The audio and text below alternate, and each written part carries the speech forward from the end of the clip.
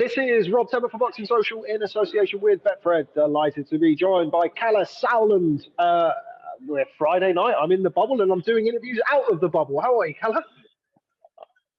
I'm very good. I've heard you've got fish on Friday in the menu there, which is always good. So you enjoy your fish and chips? Well, I will shortly, but as you know, Kalle, my body is a temple and I will not be having the battered fish. I hope Eddie's doing the cooking. So that's good. That's good. I'm sure Eddie's a good cook. So fish and chips in the bubble Friday night. Don't get better than that. It certainly doesn't. But you're a man in demand tonight because you just had a fight announced for Chris Eubank Jr. on the Chisora Parker card on May the 1st. Let's go straight into that. I spoke to Chris Eubank about 6-8 weeks ago when you made the announcement. The names that were mentioned were Gennady Golovkin, Ryota Murata. How did you land on Marcus Morrison? No, I mean we said what we were doing. We're doing exactly what we said. We said end of April, May 1st. We would be back in the UK. We would take I don't want to use the words tune-up because I think Marcus Morrison isn't a tune-up, but we would take a fight to bring him back. He's been out 14 months, and we have if that all goes well, and it's boxing, he needs to be on form. Marcus Morrison is a good fighter. And it's always interesting when it's domestic fights. But it's the perfect fight, we felt, to bring him back. And, that's what we said, exactly the type of fight we said we would set out to do. And then, of course, we have the plans for the big one in the summer and one in the fall. So that's pretty much what we said we'd do. And I normally do what I say. Do you accept that fans are slightly underwhelmed with Marcus Morrison, with all due respect to him as an opponent?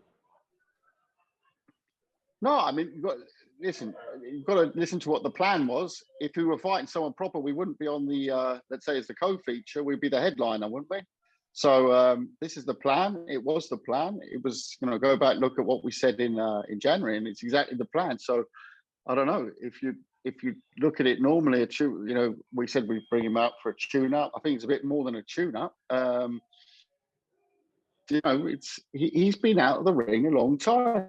Last year was a tough year, and this is a great fight and a great platform to bring him back. And as we said, the targets for the summer, the targets for the autumn, those are the big fights, and those are the ones. Also, obviously, we look that the venues are open again, but this is more of a sporting call. Listen, we do have a track record of developing fighters and managing fighters and promoting fighters and world champions. So just trust us with what we're doing. Chris is in fantastic shape. He's been in absolute great shape with Roy in the gym. But it's a new partnership, and that also with the fact he's been out the ring for that a long time. Mustn't forget, his last performance in the UK was over 2 years ago when he beat James DeGale. That was over 2 years ago. Yeah. So, I think we have the right plan, and this is the first step. And it's like I said, delighted to be on such a great platform, and I think it's a cracking card as well. Before we start talking about the rest of the card, you mentioned there about Eubank's obviously not had the activity that we would have liked. The Matvey Korobov fight was I think December of 2019, so it feels like an eternity ago now. How important is it for him to not only win but put himself in the shop window for those big fights on this card? I think that his name, his persona, and the fights he's been in, he doesn't really need to be put in the shop window. He is the shop window. I do feel that. I think he's with Golovkin, the biggest name in the middleweight division, commercially speaking. And now it's about the sporting story. It's not possible just to make big statements and do this and do that. If we want to go down the route, and he is desperate to get in the ring with those names, with Golovkin, Murata, there's so many big fights to be made at that level.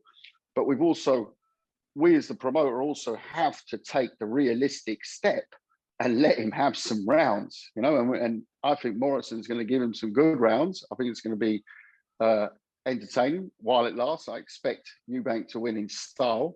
But, Morrison's trained by my old friend Joe Gallagher. You know, I'm sure they'll have different ideas, and it's the perfect fight for us on this path. So, you know, once again, delighted to be, you know, working with Matchroom and Sky, and you know, it's a great event to bring him back. And then obviously we're hopefully, all being well, we look forward to the big one in the summer.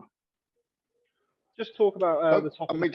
Don't forget, Rob. We've taken over the reins in January, in middle of lockdown. So we set out a plan. We announced that plan. That's very bold in boxing, to announce a plan in January in the middle of lockdown, and this is the first step which we've delivered, and exactly what the type of fight we said. So that's where we are, and very happy with that. All being well, when he gets through the fight, he wins, gets rounds under his belt, or gets through in style in a couple of rounds, 2 or 3 rounds. What's the target? What's the premier name that you're looking at in the summer for that big fight? Like I said, you know, I really fancy that doing a big UK show with Kell Brook. I really think that fight's a great one. But you know, Murata, Golovkin, great names. Mongoya, spoken to Golden Boy about him this week. You know, they're very interested in doing something. There's so many names out there that's going to be very interesting. You know, it's a really fun division for the fans, tough one for the boxers, but it's, you know, it's at the very top. The man to beat in that weight class, of course, is Triple G, and that's a fight that Junior desperately wants. You know, that's a fight that's got to be our target this year, whether that's the summer fight or whether that's the autumn fight. You mentioned Kell Brook there. Obviously, you've mentioned Gennady Golovkin, middleweight great. Jaime Munguia is obviously a big name, big Mexican audience that he brings to the table. Kell Brook's not a middleweight. He's never won a title at middleweight. What does he bring to the table for Chris Eubank Jr.? You know, it's a blockbuster. It's not what he brings to the table so much. He's a big name. Yeah, let's not make any mistake. Kell Brook is a big name, and you've got to look at it from making big events and being a part of big events. And you know, Eubank has done that in his fights. You know, with De Gale in the World Boxing Super Series. You know, it's that fight with Billy Joe Saunders that we still all talk about today. Everyone is still desperate to see the second fight there as well. So he's been, and you have to look as a promoter, what can you make that's spicy? So it's not always about, you know, necessarily. There's champions there that you probably, you know, wouldn't awaken the general public's interest as much as a Eubank Brook fight. So it's about also creating highlights, and you know, he's a natural superstar. You know, he's got the name, but he also will, you know, he actually can fight. You know, it's not that he's just carrying the name. We saw with the De Gale fight. We've seen the many fights. You know, we saw the Billy Joe fight. It was a great fight. You saw what he did also in the World Boxing Super Series. You know, yeah, in the end it was the wrong. It wasn't his night against George Groves, and George fought fantastically. But you know, it was in the last round. Was a crazy one after the injury with Groves. I think he's also gone away after that fight and realised there's certain things I have to do. You know, he's taken Roy Jones as a trainer. Despite all that razzmatazz that you see on his Instagram page and hanging out with this, that, and the other Dan Bilzerians of this world, that's all great. But trust me, that kid is in that gym every day, you know, and it must have been a hell of a year for him last year, not boxing once, you know. So, you know, this is going to be a very busy year for him. And this is the first step. There's going to be people who are watching this, Kalle, who will say that Chris Eubank has boxed at super middleweight. He's boxed at middleweight. Kell Brook is pretty much a career welterweight, albeit has boxed at middleweight against Gennady Golovkin and boxed at 154 pounds. People are going to want to see him against the middleweight, Kalle. Kell is a welterweight coming off a stoppage loss. I disagree. I disagree that Kell is a welterweight. Kell was a welterweight.